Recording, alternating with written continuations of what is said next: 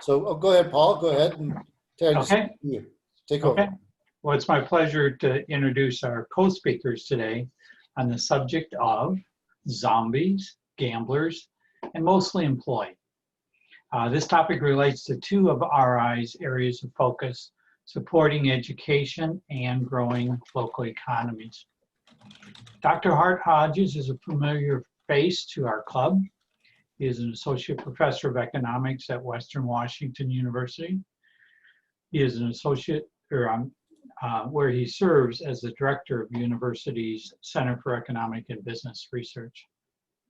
In addition to his work at the university, Hart is a registered investment advisor and president of Waycross Investment Management Company.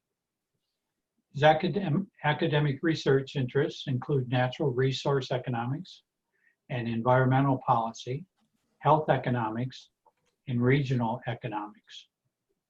He is currently working on projects that focus on tax reform and healthcare finance. Hart volunteers his time on several boards and through the center helps a variety of nonprofit organizations.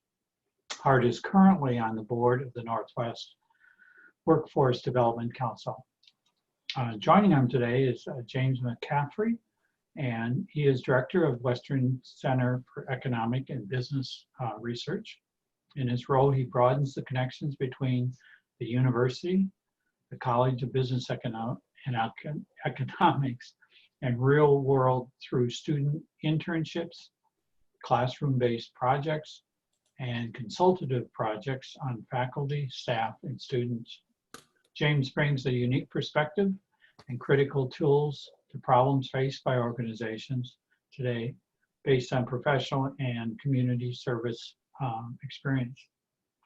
James' core skills are in areas of research, financial modeling, business development, branding identity, marketing, finance, tax and legal issues, operations, growth management, and strategic partnerships. Hart, James, welcome to the Rotary Club of Bellingham, and you have the floor. Hello, Hart. Hello, Gary. Thank you, Paul. I am going to, hopefully I can share my screen. Are you going to? Yeah, maybe have to let you, hold on one second if I haven't. Give me just a second. Okay, you should be able to do it now. All right. So should be visible. I'm going to run through slides very quickly, and James is going to interrupt me. We welcome interruptions from you. We're going to try to, Paul, we have about a half an hour. Is that, Gary? Yes. Okay, so going to cut it pretty tight, but some questions at the end, but do feel free to interrupt. We're obviously going to tell a story about a fairly resilient economy with lots of risks, obviously to the downside. A couple of things that I want you thinking about initially. We had a significant spike in personal income in the United States in the second quarter, which changed spending, changed a lot of the data. And we're going to have to be playing with some different sorts of data because your typical Bureau of Labor Statistics or Bureau of Economic Analysis data is very lagged, not very helpful at the moment. I want you to start thinking about this recession being very, very different depending on where you sit. And then we'll close as we're going through a mix of comments about the current stock market, a giant experiment with the amount of stimulus and debt. But we're going to just jump right in and try to get you thinking about these are initial unemployment claims. So people that are filing. The little black bars that go back from 1st of 2019 show the scale that we used to see. And we used to talk about that variability as being important, and then bang. So unprecedented number of people when the economy closed, and then a rapid bounce back, but we're still sitting at about 1 million people filing for unemployment. Flipping that around, this is the unemployment rate. So who how many people are actually unemployed as a percent of the workforce. And you see the run up to almost 15%, back down, and we can start talking about whether we're going to see a V-shaped recovery or not. This one's upside down, obviously, but you see the beginning of the V. We're still sitting, though, at 10% unemployment. And that's higher than we had in the last recession. And really we've only had unemployment that high once since World War II. So you can ask, oh, but most of those people are going to come back to work pretty quickly. And we might counter with, oh, will they? And one question is, where do they work? This graphic is just intended to show that things were fine. A little bit of a slowing trend in employment in clothing stores. These data are national. And you saw clothing stores shrinking, not surprisingly, and then the big drop. And that reminds us that a lot of what we're seeing with COVID when it comes to the economy, it has accelerated a variety of changes more than it has created something brand new. But grocery stores, financial activities, employment in those sectors are actually up. No real COVID dip. And then you've got other sectors, jobs in clothing or arts and entertainment and recreation that are still 25% below where they were. So this, if we had more time, would be a great starting point to say, who works in these different types of jobs? Because the differences are striking by race or gender. And then there's some follow-on discussion about, well, if we're getting healthcare through our employment. And so the thinking about the impacts of COVID-19, the economic impacts, that is, you do need to keep in mind different groups are feeling this recession very, very differently. I would add wages as well, right? You talk about genders and race and all kinds of different ways to think about who's impacted these things, but also think about what the classic jobs, and we'll show you data here in a couple slides, but think about the wages of these different types of jobs as well, on who's being impacted more than others. You mean lower income jobs feeling it worse than high income? Well, I wasn't going to ruin it. All right. The top left graphic shows personal consumption expenditures for the United States. The data are lagged. We don't have any data for June yet. So we haven't finished the Q2 data, but anecdotally, reports from the Targets and Walmarts of the world say that spending continued to rebound in June and July. So we saw the drop in March, April, then recovering. And a big question mark is August, right? Because the $600 a week added benefit that folks were getting when they were on unemployment expired. We're wondering what happens next. Walmart has reported significantly lower sales first week of August. So where goes this recovery? Hart, you said data lag, and I want to drive home that point. So when we look at data, our data can be up to 6 months late. Something happens and we don't see data for up to 6 months. Some data, it's a month, and everything kind of falls in between. And then that data that we got 6 months behind, and then 3 months later, we get told it gets revised.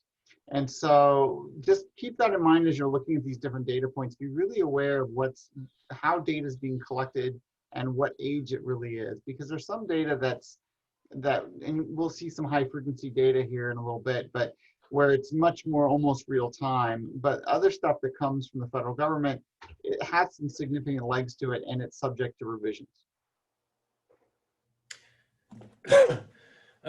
Maybe we should ask Gary when to expect a widely available vaccine, but some of the numbers going into economic forecasts call for a story like approval of a vaccine this winter, very late 2020 or very, very early 2021, vaccine then becoming widely available fall of 2021.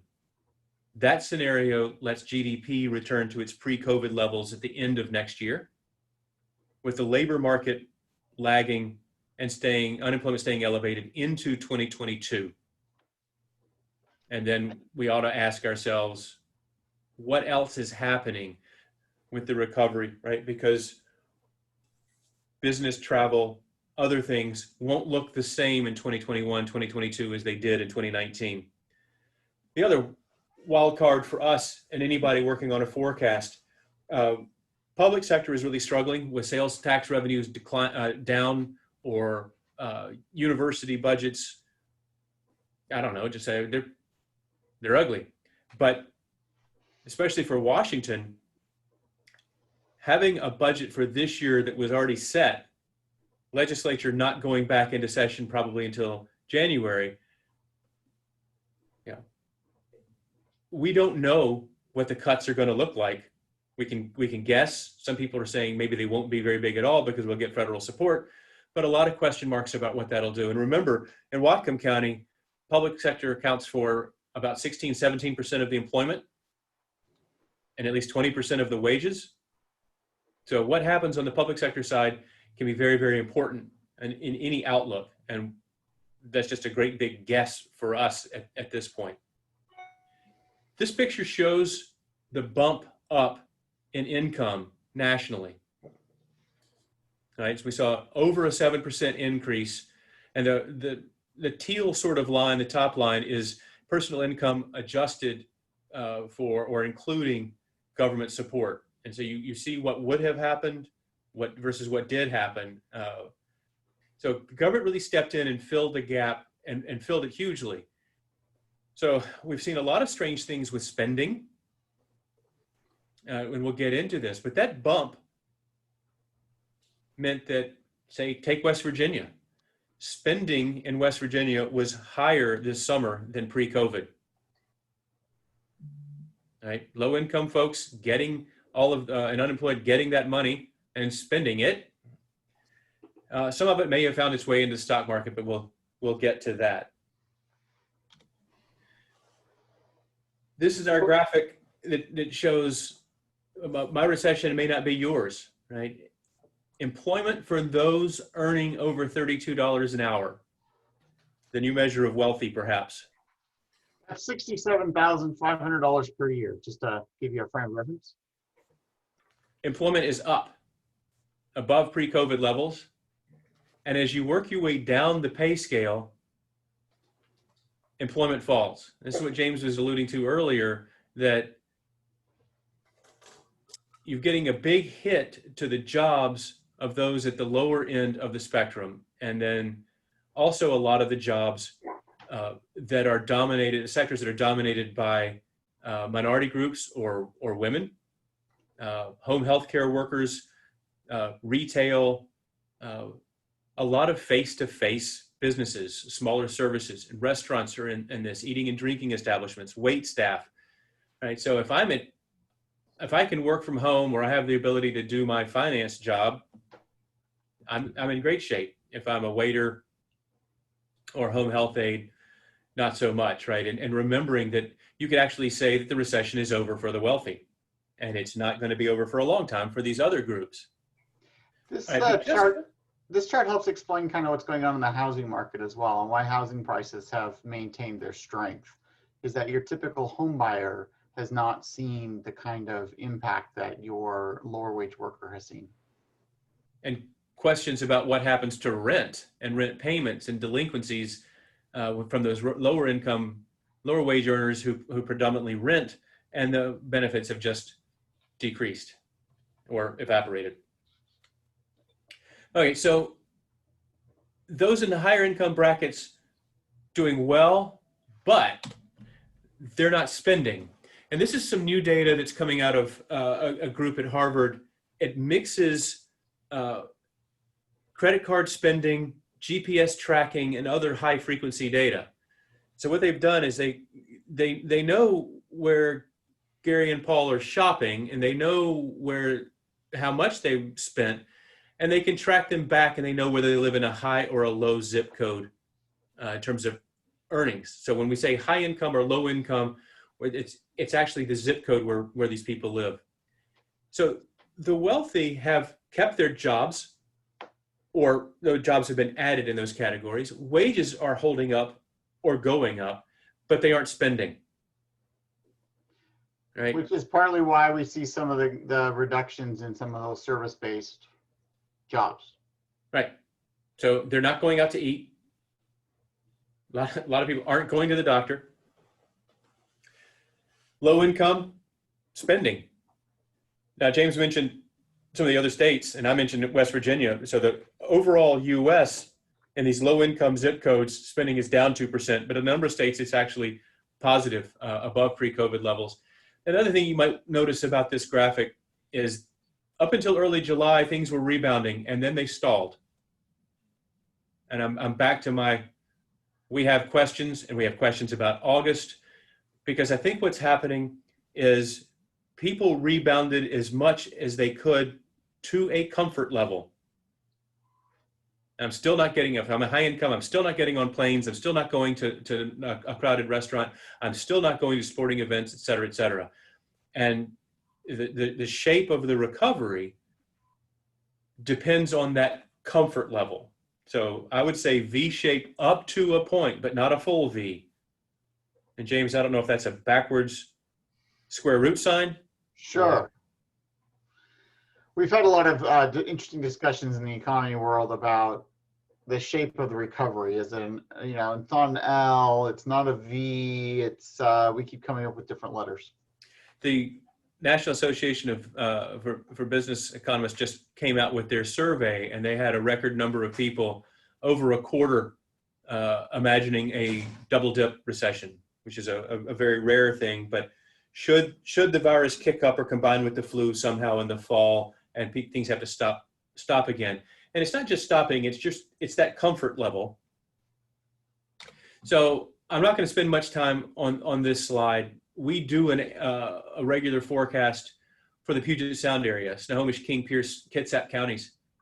And when I say we're having to massage the model, it's not that we're changing what the forecast is, but we don't have data for May, June, July for a lot of the variables. So we're having to guess what happens, right? What's happening with spending, et cetera, to build in the recent past to build a forecast. So we're having to forecast the past and the future. And you can see we're expecting a pretty noticeable drop in employment in the region, and then a slight rebound in 2021. GDP is going to rebound faster than employment. Personal income, as you can see in our forecast, bouncing back faster. We're really looking at something like a 30% annualized drop in GDP second quarter, rebounding fairly steadily into 2021, but that's not really a V, right? It's a V for the first part, and then sluggish to get all the way back up. Hart, you said 30-some% annualized GDP. Is that a 30% drop in GDP? All right, so this graph says GDP falls a little over 5% in 2020.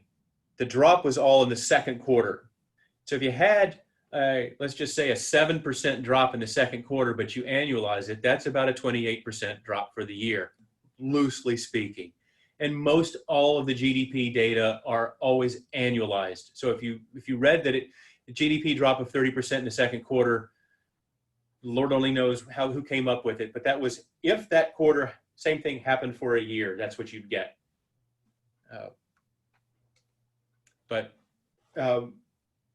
What's going to happen to education? And I don't just mean is school going to open in person. When we were building these slides, there were still some question marks about which districts were doing what, but I mean, going forward and thinking higher ed, how do we leverage the technology that we're all finally learning how to use? How do we make the delivery of education better? And it's not that education goes fully online. Parts of education are interpersonal, but shopping behaviors will change. Remote work, business travel, it's not going to bounce back to where it was. Where people choose to live. If I can commute 2 days a week instead of 5, Am I willing to accept a longer commute? Don't know. And I'm going to say the jury is going to have to remain out on that for at least a year, because some employers right now are saying, oh, work from home, but what about productivity?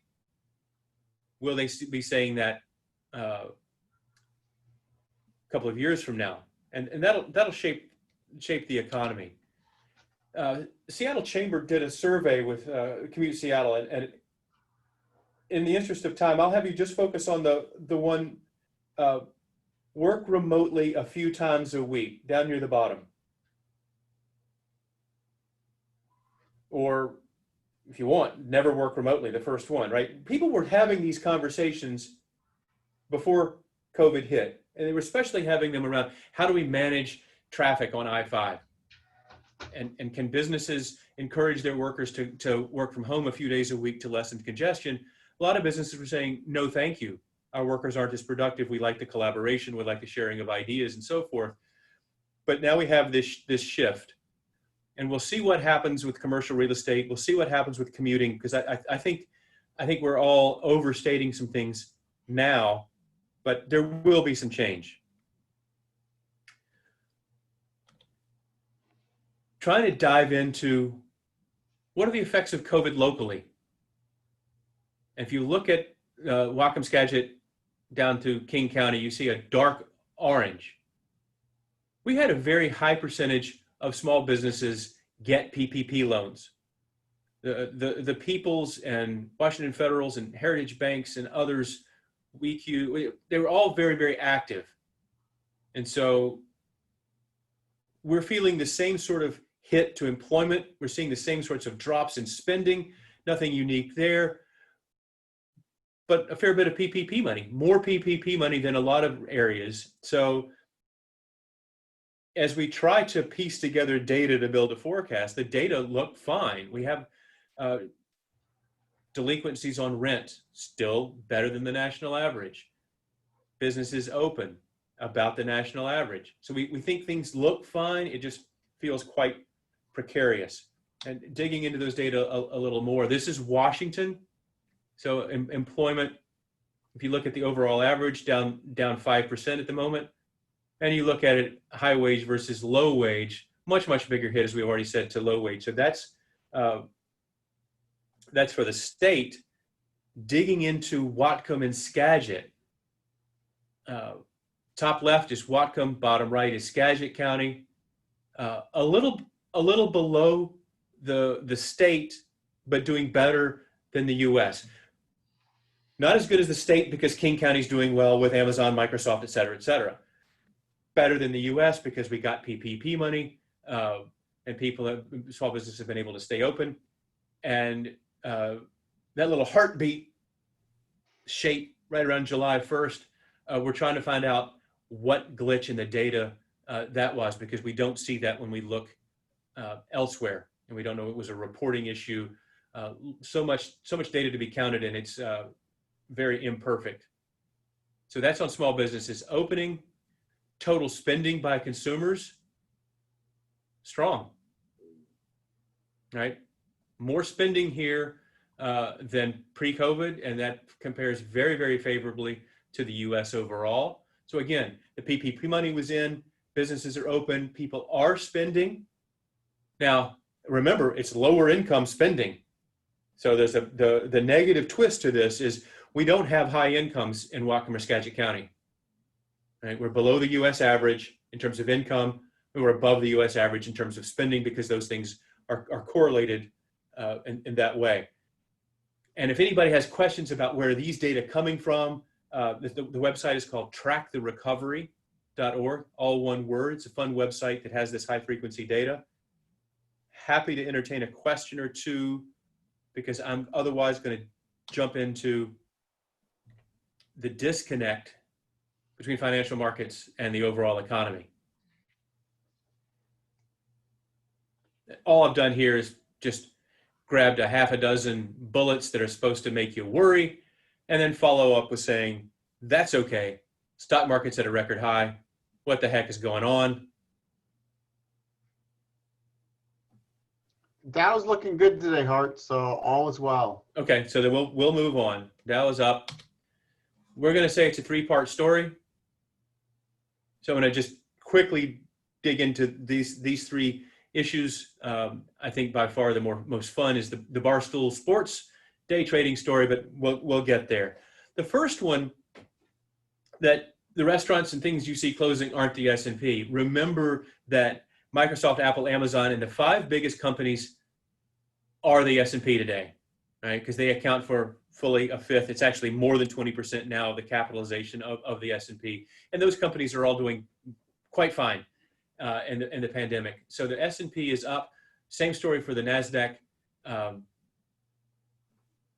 just remembering, those indices don't measure Main Street. They're not an indicator of what's happening with small businesses. And if I can do this really quickly, this story of these large growth companies doing well is not unique to this recovery. This is a graphic that shows returns by, these are US, just dividing up the asset classes, large, mid, and small, and growth and value. And if you look year to date, 1 year, 3 year, large growth, the Apple, Microsoft, et cetera, story has been the dominant story. As an academic, it's you wonder, because if you look, since 1940, small has outperformed large, value has outperformed growth, but not over the last 1, 3, 5 years, right? It's a growth story, and that's been very accentuated by COVID, because a lot of the small companies are closed. They're not getting the opportunity, and you're getting a lot of money flowing into these mega cap businesses that are network effects, et cetera, et cetera. Go off on a whole talk about this graphic by itself, right? But a number of things COVID has accelerated. Part 2, don't fight the Fed. Or the stock market can stay irrational longer than you can stay solvent, whichever version you like. But there's a lot of money going into the economy. 10-year treasuries, 0.6%. Why not take a little risk, get into the stock market? So on the valuation side, if you're looking at through a lens of interest rates, things aren't that crazy. But a serious question is, what happens with this money longer term? Is it inflationary? We're going to say it's going to find a home. And if it doesn't find it in inflation, regular inflation and consumer prices, keep an eye on asset prices, home prices, stock market, the like. But we can come back to that if there are questions. The third part is the more interesting. Early, this graphic was made in June, and it's just gotten more dramatic all summer. This is the number of frequency of searches for puts and call options, day trading. And this is when the president or founder of Barstool Sports said Warren Buffett was an idiot, that day trading was the easiest thing he's ever done.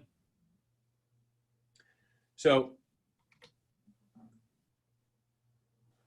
what's the correlation between S&P price and the underlying earnings? And in this case, just picked forward earnings. So what's a company expected to make in the coming 12 months? The bottom right shows the long-term, or at least the last 20 years worth of correlation between the underlying earnings and stock prices. And they're very highly correlated. The upper left graph just shows the last few months and how they've diverged. And the last time they diverged like this was the dot-com bubble. And we're not predicting dot-com 2.0. Things are quite different right now than they were then, but it does give you pause. And there has been a lot of speculative trading in even bankrupt companies, Hertz, JCPenney. So it's a fascinating time. We had zombies in the title. Companies able to stay afloat because they can continually roll over their debt at ever lower and lower interest rates. It's just a very curious time. We will see where it happens. Our view, stock market needs fundamentals like those earnings to do well over longer periods. In other words, they're correlated over longer periods. The assumption right now is that bad economic news is good news for the stock market, because if something happens that's bad, the Fed will just step in. The lose-lose situation the Fed's in right now is they're either going to have to decouple the financial markets from the overall underlying economy more, or risk a sell-off if they say we're not going to do as much. So it's quite a sticky spot for the Fed at the moment. We see deflationary pressures carrying the day in the near term, business closures, people not spending. Looking out longer term, giant experiment in terms of, say, modern monetary theory. What do we do with the debt? It's possible, see some sluggish growth because of the debt and demographics. At the same time, inflation kicks a little bit. Hope not. And that is certainly not a foregone conclusion. Keeping an eye on the clock, talking as fast as I can. No real economic recovery until people have the confidence to spend, to get on planes, to go to busy restaurants. That requires not just the vaccine being approved, but then widely available, but also people using it. Right? I'm going to want to know that the risk to me, if I go do those things, is manageable. The impacts really do vary by group significantly, and I can't underscore that enough. And we need to think about not just am I doing okay, and are the people that I know, but what's this recession look like for other groups? I mentioned the liquidity; it'll have consequences. Stock market, I think it's fascinating. This summer, there's been more trading through Robinhood app on people's phones than Schwab and E-Trade combined. So it's a different world there. Gary, I think I'm at 25 minutes. So we have a few minutes for some questions.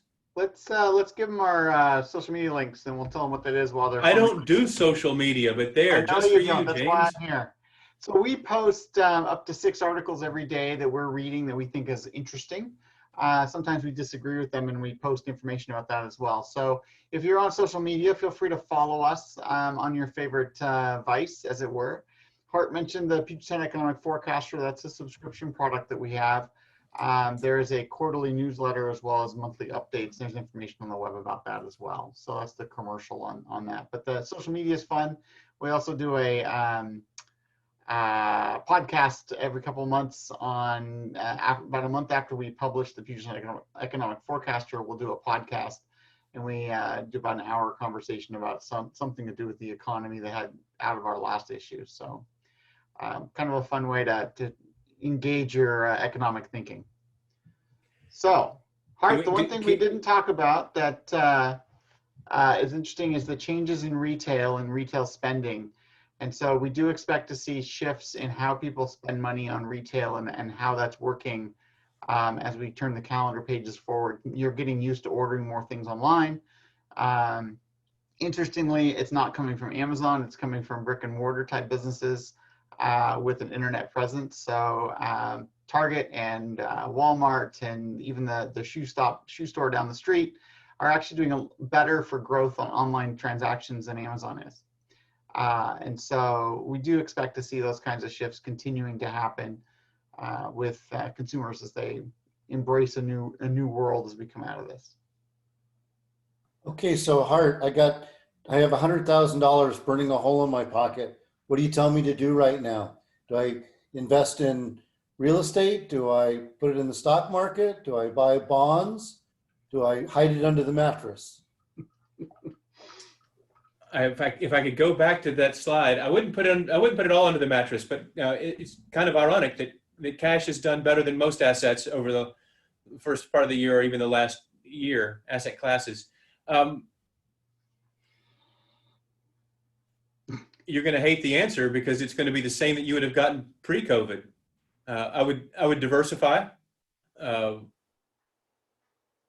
There are winners and losers, right? Coming in this and coming out of the pandemic. So I think there are still good things to do in the stock market. Bonds have gotten tricky, right? I mean, where do you do short or long? What quality do you go after? Who'd have thunk it that the Fed would be so supportive and be buying bonds? Does that reduce the risk of going out in terms of duration or quality? If you might find some good buys from somebody scared in the real estate market. This too shall pass. The debate, a big debate on the commercial real estate side about, oh, we don't need as much commercial real estate anymore because people are going to be working from home. Yes, but you'll also need more square footage in the space that you have. So there's going to be activity. Just need to be buying the quality. I would not buy a strip mall. I don't think you ought to put your money there. But I get to turn it around because all of our economic forecasts are based on assumptions about COVID. And we're following University of Washington's COVID modeling most. And the assumption— It's widely inaccurate so far. What's that? Which has been widely inaccurate. That's the reason I would say, the idea that vaccine approved this winter, widely available, maybe early fall. Is that timeline sound reasonable to you? Early fall 2021. Yes, it does. For widely available? Those are the numbers. What you said are the numbers that I'm also quoting. Yeah. But I think that there's going to be a lot of resistance early on to taking the vaccine, and how it gets handled in terms of whether the vaccine is mandatory or not. And if there's some adverse reporting that goes on early on when it first becomes available. I think there's a lot of politics that are going to play into the vaccine. But I think that your timeline is pretty much accurate. The people who think there's going to be a vaccine by the end of this year, other than in research studies, are premature. And I think that optimistically, midsummer next year, more practically third quarter next year, which is what you were saying. Yeah. And I think that those are real numbers. Like the other question is going to be, do we continue the same, treatment plan that we're on now in terms of keeping the economy under wrap when the numbers change? But that's a much bigger topic. Let me open it up and see if anybody else has any questions, because I need to bring this to a close pretty quickly. I have one quick question, Gary. Hart, how many businesses have we lost in Whatcom County permanently at this point, do you think? We have no data on that locally. And I skipped a slide. There was, left it out nationally. And James and I were embarrassed because the data come from Yelp. And I don't consider that to be the world's greatest data source. But they were saying 59% of the business closures have become permanent. So they're now saying of the restaurants and other businesses that you see closed, assume over half, a little over half are permanent now. Wow. Okay, thanks. So one last question. Art, this is Phil. How you doing? Hey, Phil. You didn't mention in any of your discussion the impact of the border being closed on activity here in Whatcom. Do you have anything to say about that? We talked to folks at the Border Policy Research Institute and actually some others to try to figure out. And the expectation is it's going to be closed for months still, and that certainly affects retail. But thanks for pointing out. We were hoping no one would say it. I mean, the retail data is so lagged, and we remain confused because what we can see for mortgage delinquencies or rent delinquencies and other things that we're doing better than the national average. The numbers look fine. As we were saying, that maybe it was the PPP money, but we've dodged what you would think would be very, very heavy blows, whether it's the border or lack of tourism. And the numbers that we can get still look okay, right? The spending, what they can say is spending looks stronger than you'd expect. I don't know how long that can hold up. Thank you. Well, I'd very much like to thank Hart and James for a great presentation. I'd like to do this and have another half an hour, because this is just way more material than you can reasonably cover in a short period of time. And I hope we didn't just dump too much on you, but thank you very much for having us. I'm going to go on that Western CEBR and start educating myself. There you go. Thank you both. Thanks, everybody. Quick COVID update. It's been a good week. My glass remains half full. The last reporting that the county did was on Saturday. In the week period since I reported last, there has not been anyone admitted to the hospital. There have been no deaths in that period either. The downward positive test trend is continuing. For the 2-week period from August 7th to 20th, there were 27 and a half, because there was one other that expanded, positive. For the last week, 8/14 to 20, there were only 10.2. So we're right on the cusp of being able to get below the positive test line that would allow us that metric, remembering that all the metrics are still frozen. Inslee, as I've continually predicted, is going to change the rules as we go, and he changed the rules on movie theaters and bowling alleys, allowing both of those, which previously would be unable to open at this time, to being able to open shortly.